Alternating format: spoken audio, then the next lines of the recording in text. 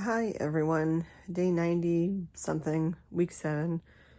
I'm dressed up today actually. I'm exhausted. That's why I don't feel like getting up to find my tripod and give you good audio and video because I'm just super tired. I want to go to bed, but just wanted to share quick with you today because I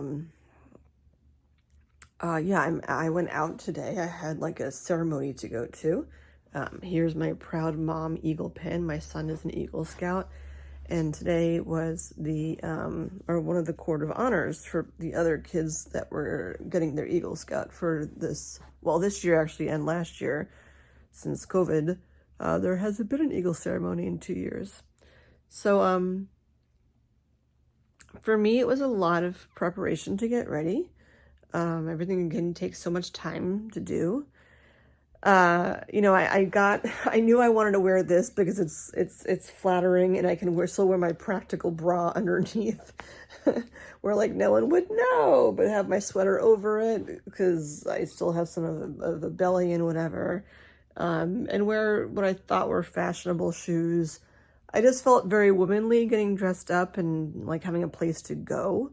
Again, still COVID, so I have my mask on with backup masks and backups for the backups.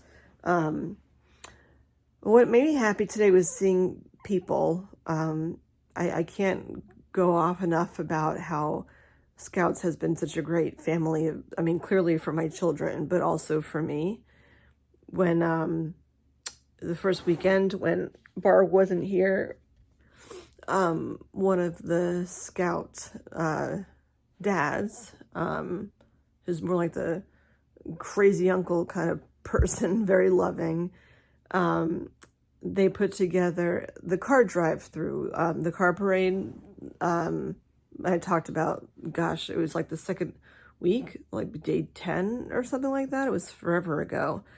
And in that car parade, it was him and it was 2 other people from Scouts.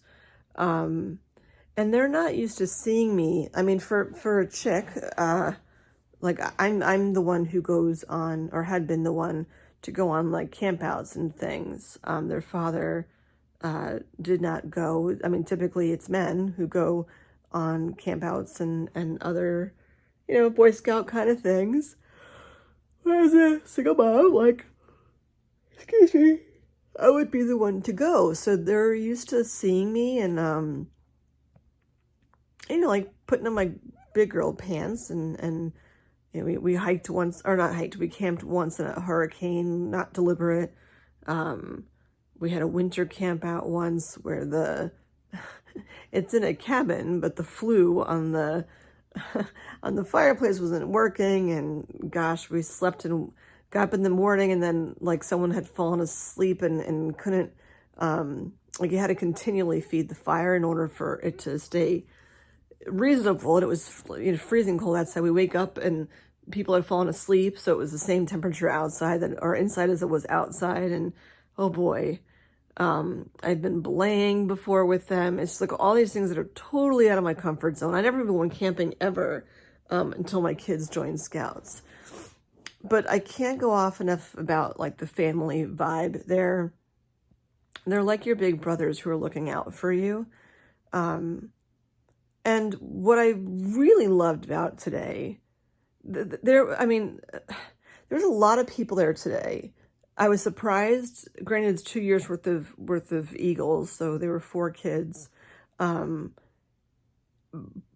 given it's the pandemic, and I don't know, like I was just very surprised at the number of people that were there. Like it was almost full with the amount of people that were compared to chairs. So of course, like that puts me in kind of red alert to make sure that, my mask is securely on, and our town still has a mask mandate, so you have to wear a mask indoors. But I was there, the way it works is the prior Eagles Scouts, which would have been my son, when it's the next group, like I'm supposed to, me and the other moms that were, well, I guess that's kind of sexist too, because it's just the other moms. Me and the other moms of the prior Eagle Scouts are supposed to help with like setting up refreshments and stuff like that, whatever. But anyway, I couldn't really do a lot, and I did what I could, and you know, it was enough. I got to a point where I was just holding stuff with my right hand, but I haven't been out for that long of an amount of time since all this stuff happened. Over some time, I just couldn't hold things with my right arm, and I was not doing anything strenuous. But I also haven't been in a situation where I can't elevate my arm if I felt like it. So my arm started bothering me, and clearly there's a lot of clapping involved. Clapping hurts. On the left side, it's fine, but you need two hands to clap. So that bothered me. It's like little stupid things. Yeah, the clapping thing. And then what I liked was that I don't think there was one time when someone came up to me to talk to me, whether they knew me well or not, where they looked down at my boobs first and not looked at me in the eye. Or if they did, I didn't even notice it. But there's been more often than not, when people see me out and about, their eyes immediately dart down. And especially like, I have my dress on today, and it's not low cut, but like this is happening here. The sports bra is still here with the zipper on it, but you can't see it when I'm like this. So I look like normal, well, I guess, pretty normal, whatever. But it was just refreshing that like you have a group of human beings that like look at me as a human being and not like staring at me like, oh, what happened? Blah, blah, blah. And because you're in a room with other Eagle Scouts and Scouts in general, they're there to help you, which is great. My older son came in. It was his friends that were, many of his friends that were getting their Eagles. So he came there to be supportive. And it was really nice to spend time with him and just to have the help and know that if I needed something, I could just say it. And then even when I was sitting down and after a while, my arm hurt and I wasn't even doing anything. So I had to take, I had a bigger purse. I took my purse, I crossed my legs and put my purse over my leg and just like elevated my right arm on top of my purse to lighten up the weight, just having from my shoulder down. I wasn't carrying anything, but I felt like a lot of wear, I don't know, on my right arm.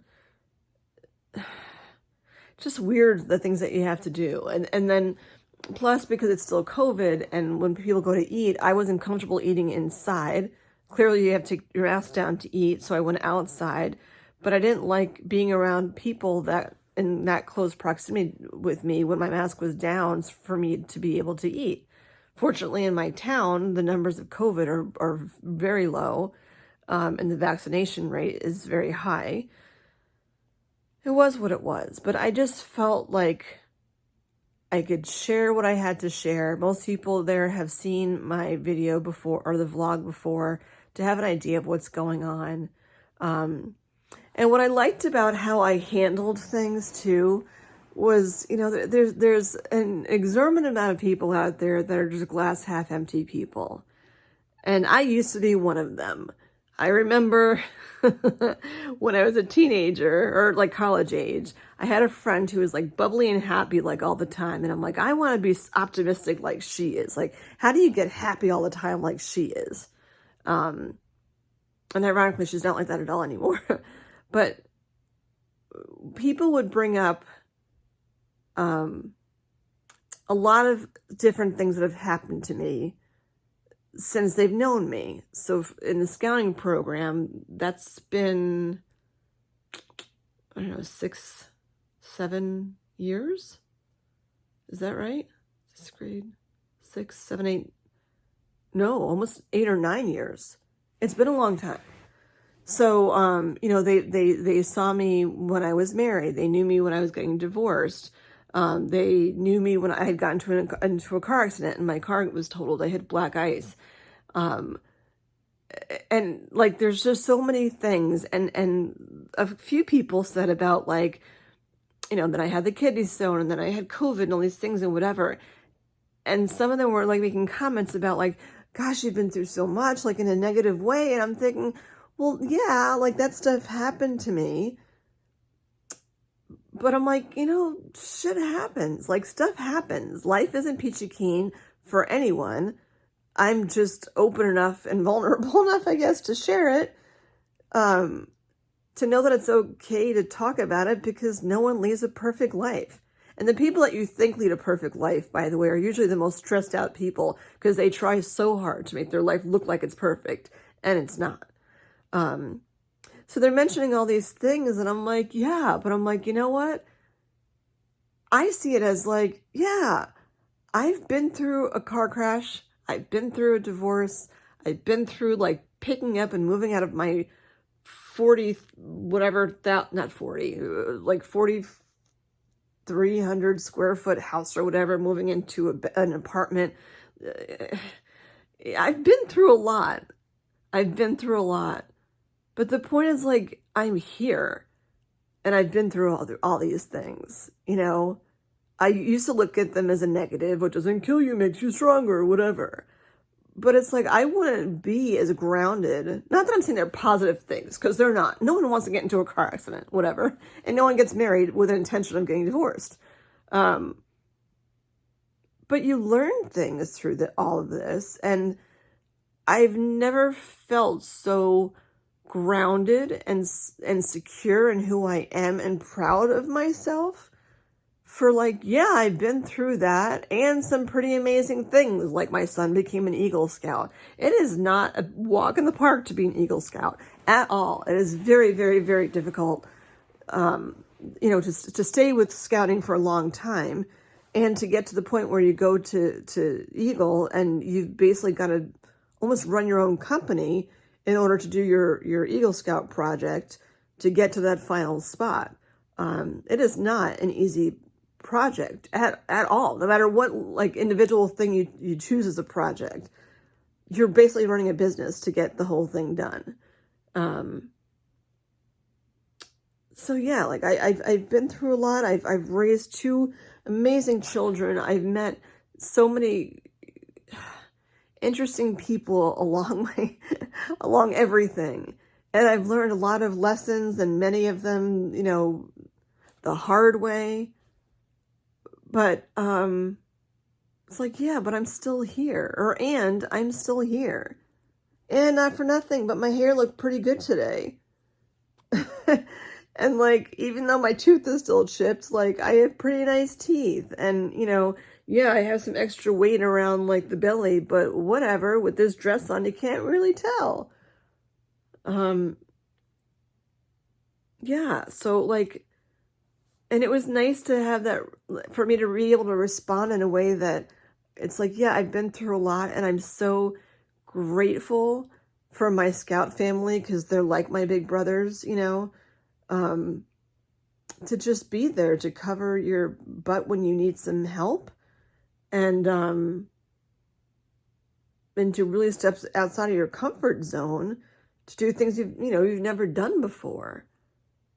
That group of people, the parents, the kids, like, they have so been another family to me, obviously to my kids, but also to me.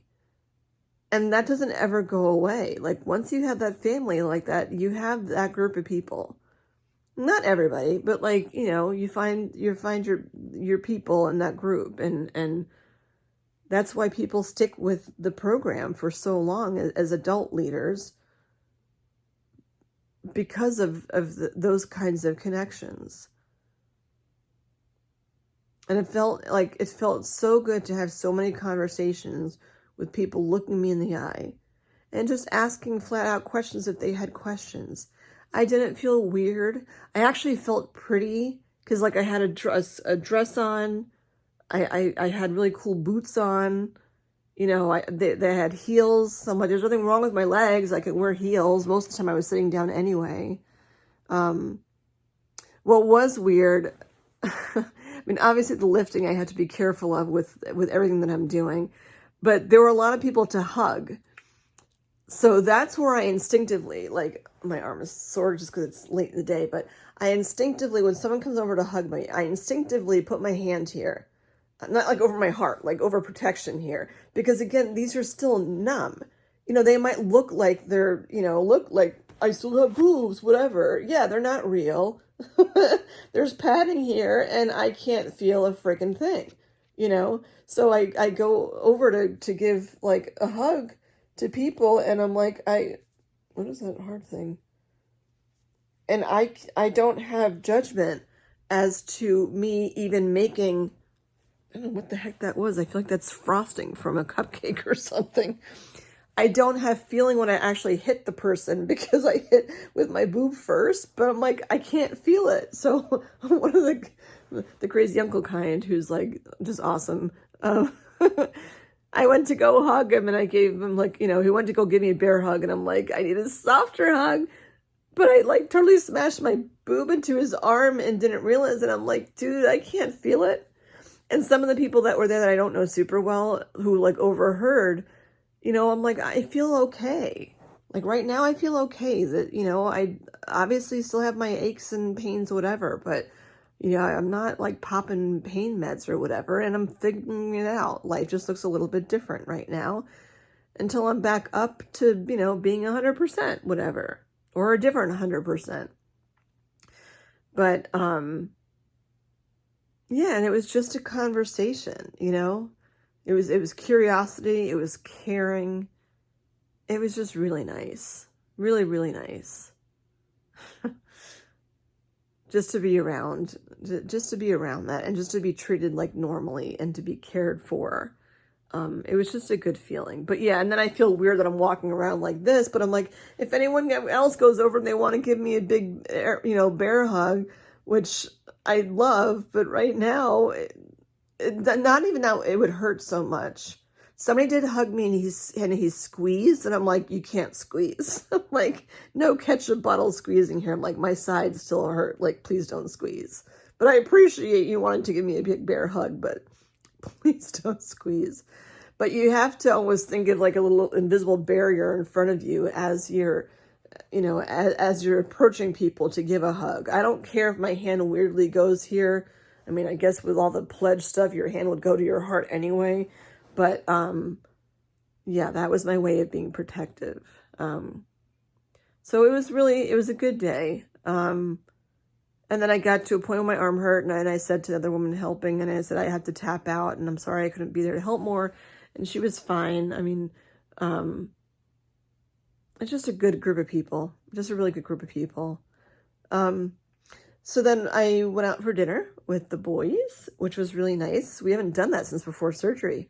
Last time we went out for dinner was right after 4th of July.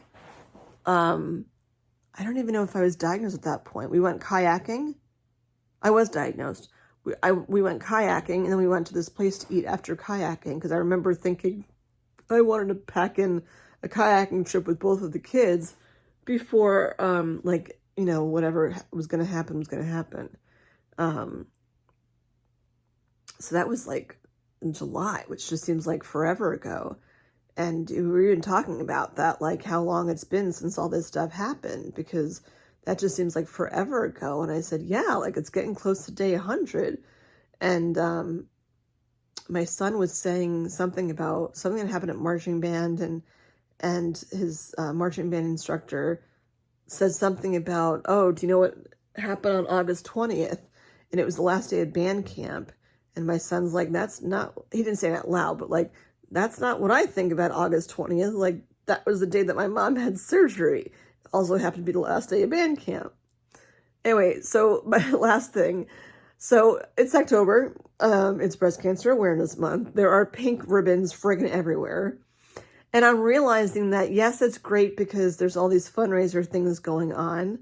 But what I don't like, and I'm seeing so much of, is it's almost become like a Hallmark holiday for stores and businesses, whatever. I went to the post office, my one trip out, like driving on my own. I went to the post office and they had pink ribbon banners all over the post office, whatever.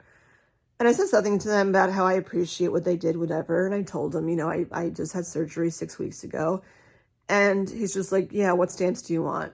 And I'm like, if you take the time to put up like 150,000 pink ribbons inside your post office, like, you could maybe engage in a conversation with someone of why you're supporting that cause with all the 8,000 pink ribbons you just put up. So today when we went out for dinner, the restaurant had pink ribbons everywhere, made out of, like, shaped out of corks and stuff. And even the lighting was pink. Pink, pink, pink, pink, pink. Everywhere it was pink. Even on the menu, if you bought certain food or drink items, they would donate a certain percent to breast cancer research. So this was the first time that we went out that I could have an alcoholic drink, and it was like, okay. So I ordered some, like, pumpkin mixed drink, whatever, had the pink ribbon next to it. So I said to her, you know, I'm like, I appreciate, you know, all your pink ribbon stuff and the donations that you're doing. I'm like, so if you actually have breast cancer, like, do you get a free drink or something, or a free app? And she didn't say anything. And I'm like, you know, I was being personable about it. I said, yeah, like, I had breast cancer 7 weeks ago. I had my surgery, and, you know, and she was like, just stuck there. Like, it's on the menu. You have this nice little menu with these pink ribbon drinks, these pink ribbon foods, and the pink lighting. And I mean, it's like pink, pink, pink everywhere. And I'm like, but you actually have a human being here who was living the pink. And I'm like, could I just maybe get, like, you know what? Here, have a pumpkin drink because you deserve it after all the stuff that you've been through because of this stuff that why we even have pink ribbons. And she didn't really seem to get it, and whatever. But I'm just, you know, it made me realize that, like, there's so much stuff that's so commercialized. It's just ridiculous. And even with the organizations that you donate to, you have to be careful about where you donate, because sometimes between, like, the fees and stuff and, like, where does your money actually go, I'm very careful when I do fundraisers to make sure that it's, you know, from an organization where the money's actually going to go where it's supposed to go. So anyway, I'm like, now I just have to be the poster child for speaking up and saying the injustices about, like, you know, you can spend all this time making this humongous, like, ribbon out of, like, corks from wine bottles and stuff, but, like, you can't actually just cut some chick a break who came here to eat some food. Because she's the reason why you're, you know, earning or raising all this money, whatever, for all this research. It's like the research is going to help me so I can look as normal as I can like this 7 weeks after surgery of having my boobs chopped off, you know, like, ugh. Anyway, I don't know. I hate to be in a soapbox, but it's just, there's so much to discover with this whole process and wanting to, you know, right the wrongs of the world, whatever. Anyhow, I'm, like, stupid tired. Today was a really long day, and I'm hoping to just, like, conk out and go to sleep. That's really all that I have. Yeah. Tomorrow is Indigenous Peoples Day. I can sleep in, but I haven't really been sleeping well. My boobs just, I have to figure out something. They're just not comfortable when I'm sleeping, and I can put a bra on. Maybe I should, just to be able to get enough sleep. But I know it's just going to take time. You know, it'll just take time. And then I'll be good. Maybe I'll go out belaying again. It's actually kind of fun. We did it in the fall when it was, like, drizzling out. Not the best circumstances to go belaying. Anyhow, I had to go to sleep. That's all I got. And we'll see what tomorrow brings. Have a great night, everyone. Bye.